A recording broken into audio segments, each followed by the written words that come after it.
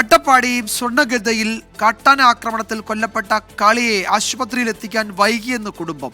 3 മണിക്കൂറോളം കാളി വനത്തിനുള്ളിൽ കിടന്നു എന്ന് മരുമകൻ വിഷ്ണു 24-നോട് പറഞ്ഞു. തങ്ങൾ വിളിച്ചിട്ട് ട്രൈബൽ പ്രൊമോട്ടർ ഫോൺ എടുത്തില്ല എന്നും കുടുംബം ആരോപിക്കുന്നുണ്ട്. ഇന്നലെ രാവിലെയാണ് വിറക് ശേഖരിക്കാനായി കാളിയും മരുമകൻ വിഷ്ണുവും സ്വർണ്ണഗദ്ദയിലെ ഉൾക്കാട്ടിലേക്ക് പോയത്.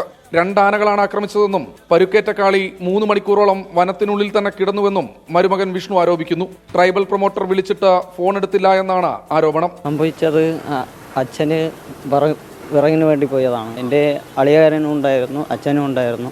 പോയിട്ട് വിറക് മുറിക്കാൻ പോകുമ്പോൾ അവിടെ ഒരു കുളമുണ്ട്. ആ കുളം നോക്കിയിട്ട് വെള്ളം എന്തെങ്കിലും എടുത്തിട്ട് പോകാൻ പോയതാണ്. അതിൻ്റെ ഇടയിൽ ആന വന്നു. കാളിയുടെ മൃതദേഹം പാലക്കാട് ജില്ലാ ആശുപത്രിയിൽ പോസ്റ്റ്മോർട്ടത്തിന് ശേഷം ബന്ധുക്കൾക്ക് വിട്ടുകൊടുത്തു.